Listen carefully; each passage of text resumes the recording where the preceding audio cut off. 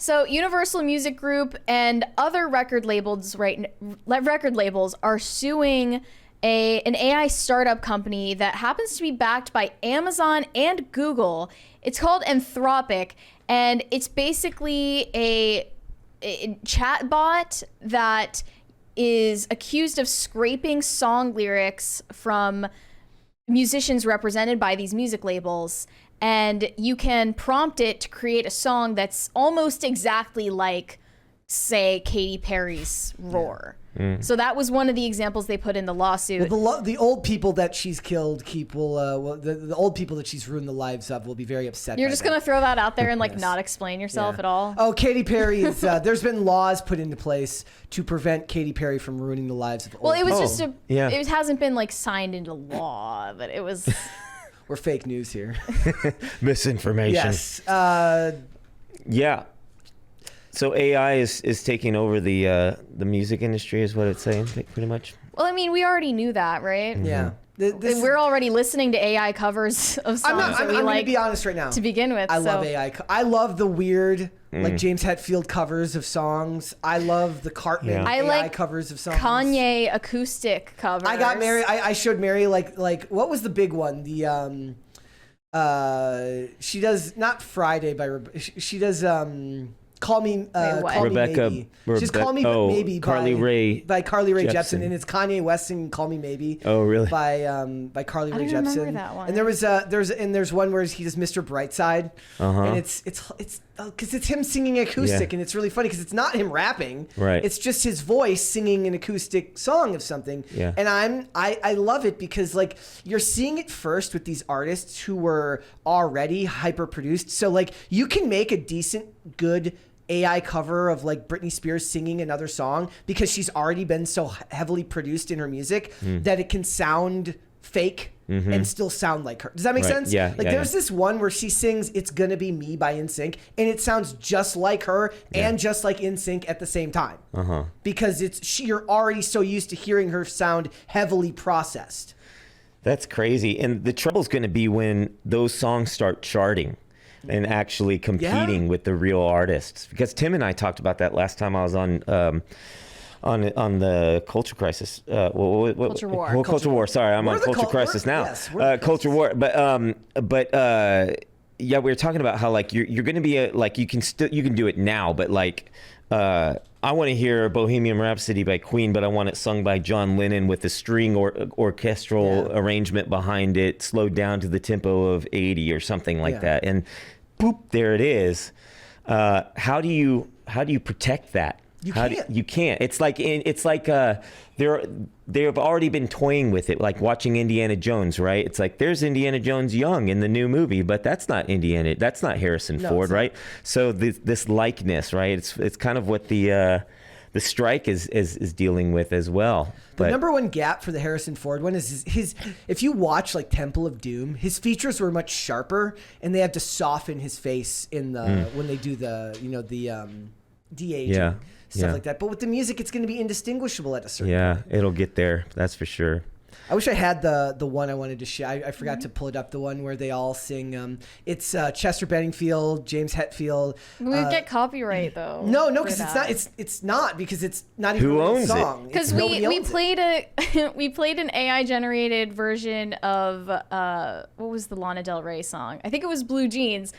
Sung by Donald Trump on the show, and then we got not on the first one. On the second one, where you said you could hear her background vocals in it, because it got played twice on that episode. The first one did not. The second one did. Okay. So it was different. We need Trump to do the background vocals. Then. Yes. My buddy High Rez has been doing a project where he's making these raps with Trump's voice. Oh yeah, Trump the Don. Yeah. And so you can do things now that you couldn't do before. And he had to clarify though, it's not Donald Trump, it's Trump the Don, which is a completely separate totally different person. It's not the same person. Yeah. As an artist, do you feel threatened by that in a way, or do you always feel like there's going to be something you can offer that AI will never offer? Yeah, I think that it will reach a peak point where it takes over and there's this big trend of all this AI music and it'll be weird and it'll be like, what's the future of it? But in the same way that like vinyl is still here, there's something to it. There's a realness to it, and there's feeling that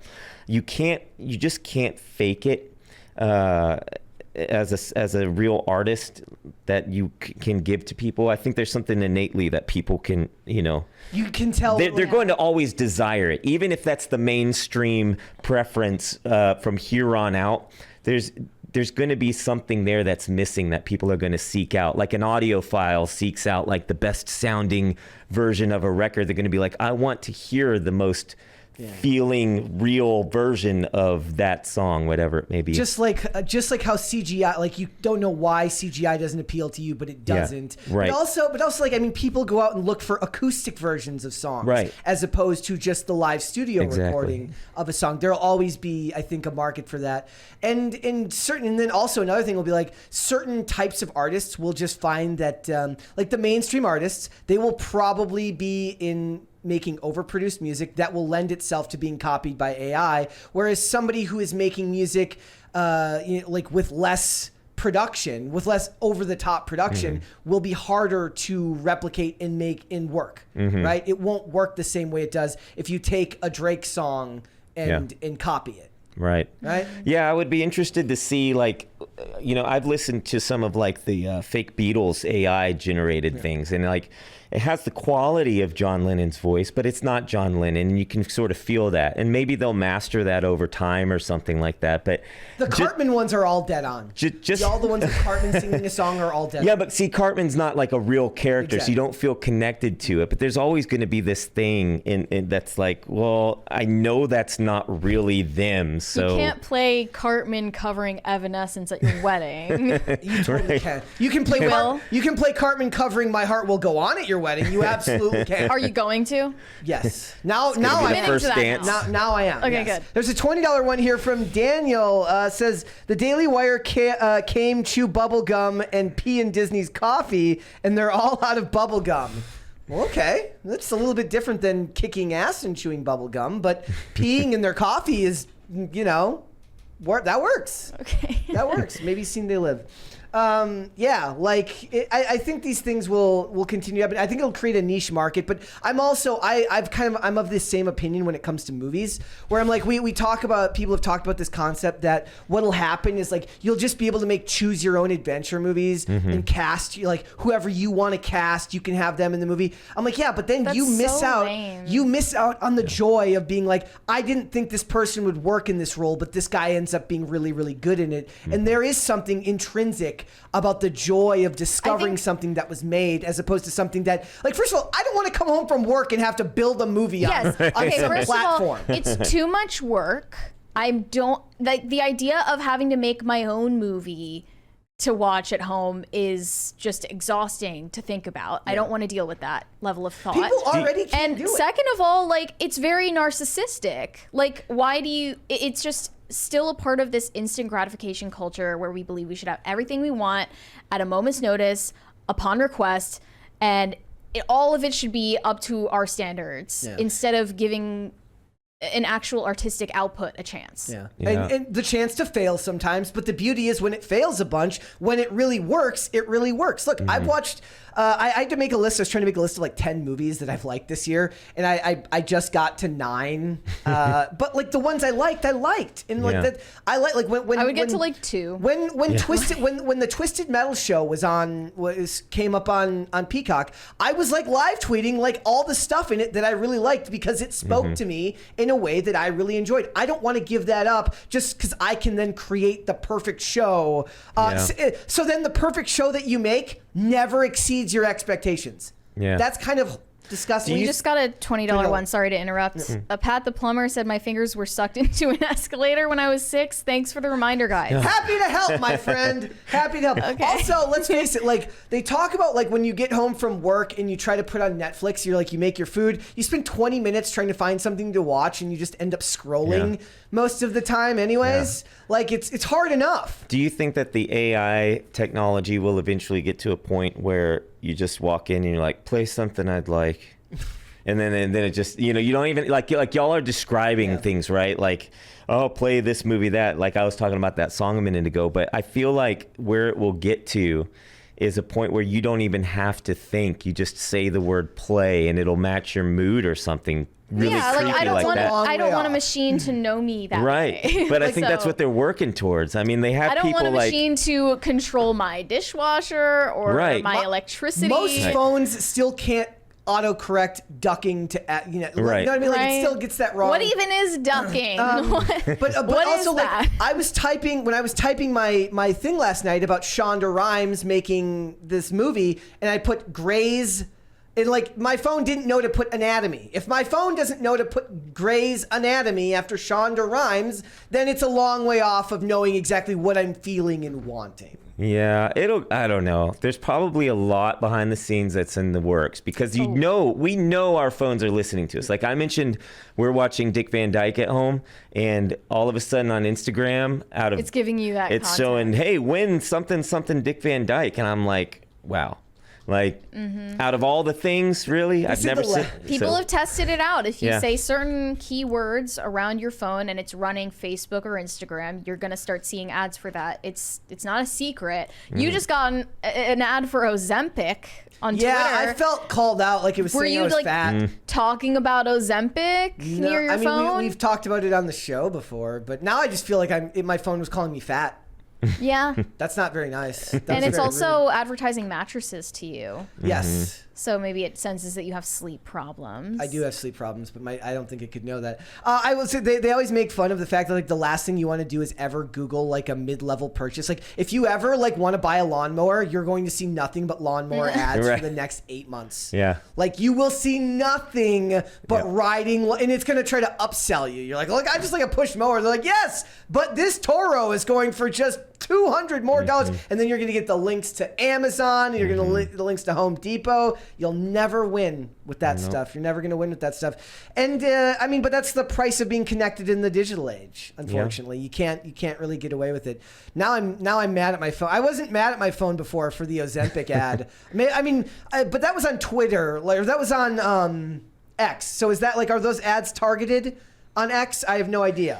It's all targeted. You know, it's funny that you say that. Like I'm mad at my phone. Like we all have relationships now with this thing that we carry around, and you can get frustrated with it or look at it and go, why are you showing me that? Yeah. You know, it's crazy. Like as a musician, it knows I'm a musician. I get ads for Fender guitars all the time on Instagram. So like, it knows things about you, and I can only imagine that that's going to get more and more precise as time goes on. Yeah. So it is kind of like you look at your like Amazon gives you like other items you want to purchase, and you're like, I actually do want to purchase that, but I'm not going to because you told me to do it. Yeah. Like I do want that, but now I need to find another way to come back to this item so I don't feel like Amazon. no. Exactly. I'm not getting that. I don't want to feel like I've been buying this just because you said it was a good idea. That doesn't seem very fair to me, and it's not very nice. There's so much with it, and I also pointed out like I went to Target recently, and I was like, I don't even know how to search for something now without a frickin' search bar. It's like because it was like an item I didn't know where it was. It's like, where the frick are the powers, like are the outlets? You know, like the power strip. I'm like, crap, I got to go walk around this whole store now to find it. Yeah. Which I actually found cathartic once I went and did it. Like it like hones your searching skills more than just typing something into your phone, right? Yeah. I don't know, like is this the type of thing where like you'll see more artists in the smaller spaces use AI technology differently? Because like you said, with High Res is doing something like that. Is that something you could ever see yourself utilizing? Well, I do utilize it in a way. There it is. Thank you. It's always the worst timing. Whatever in the chat says snorting Ozempic is not the same as working out. That is all. Don't snort Ozempic. It's not a good idea. We knew that. So you're saying... So what I'm saying is like, so there's MIDI instruments out there already, right? Which are meant to replicate real instruments. So in a way, you're already utilizing AI technology when you're playing a digital piano that is replicating, one that was based on, a famous piano in a famous studio somewhere. It's just how, to what degree are you going to take that? Do you take it to that degree where you're no longer singing and you're giving your lyrics to an artificial voice, which could make sense. Like what High Res is doing is humorous and funny, and it's timely for sure. I think, but at the end of the day, he's himself, and so he's going to, want his own voice out there. So, it's just what you want to do with it. I don't know. And for the music industry, it's just going to become more and more prevalent, and the artists have even less recourse than the actors who are on strike. Yeah, well, like we already felt the brunt of that with like LimeWire and Napster back in the day, right? It's like if people all of a sudden were just downloading music and taking it. And if you spoke up back then, you were a bad guy. Like I would try to explain to people like, hey, look, like when you download my music for free, I don't see any of that. And then it's like becomes, oh, so it's all about the money. And it's like, which is always a funny take. I laugh at that when people are like, basically the idea is like you're supposed to starve for your art. You're not supposed to, and that goes to like what I was talking about with the actors earlier, right? Like they actually do. It's like ingrained in them to feel guilty about success. Yeah, you shouldn't have to feel guilty about wanting to monetize your work. Right. That's not. Yeah, and I have that conversation like every day with some troll on Twitter who's like, "Oh, you're just saying what you're saying for the money," and it's like, don't you think I'd be making Pfizer commercials right now if I was really in it for the money? If I was in it for the money, I would have quit the first year I started out. Yeah. So it is funny to have that conversation, but like people like that, they think you should do it for free, and that's part of like the give and take of like any type of artistic endeavor where it's intrinsic value as opposed to to monetary value for them. Like it's just, and with the act, and then we have the same discussion with the actors, because I do have issues with them asking for revenue sharing, or the idea that they want larger royalties on things when we don't know like what the amount they're making, like what these shows are actually doing viewing wise. And it is hard to get the public on your side when you're like, look, you got paid for the initial appearance. And for actors, it's a little bit different because you're part of like a massive production where there's hundreds of people involved in it at every level of production. But then, like as far as they're talking about, they want royalties on stuff where there's no advertising on it. So how do you get the royalties on something like that when everybody's pulling money from the same pot? Right? Like there's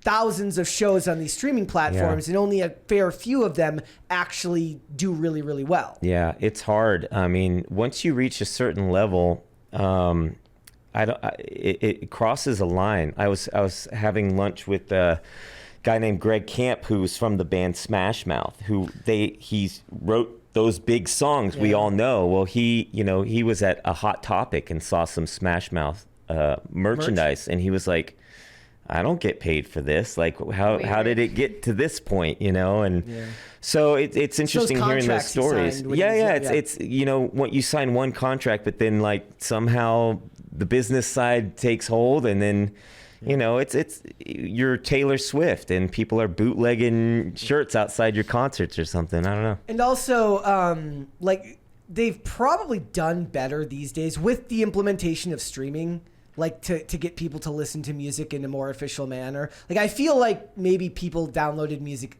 like actually physically downloaded the songs illegally more back in the day. Now they just pay for their Spotify subscription. But then it comes down to like how much do you actually get per song? Right. Yeah. Right. Yeah. And those royalties are pitiful. I mean, you're chasing 0.0006 cents for every stream. But see, that's why I think like the AI is going to take over for a little bit, because like in the same sense, like when you could download any song you want and you just had to search for it and download it and you could keep it and you didn't have to buy it. That was exciting. So everybody did it. And, I did it just as much. You could make your own CD back then and make mixed CDs. That's what's going to happen with AI stuff. Oh, you can type in whatever you want and it'll make it, and you can actually release it and put it out on your own because it's not copyright protected. And there'll be something like that. I can imagine. I can see that happening. Thanks for watching. Listen to full episodes of Pop Culture Crisis on Spotify. Keep up with us on social media and make sure you subscribe and ring that bell so you never miss the show. Bye, guys.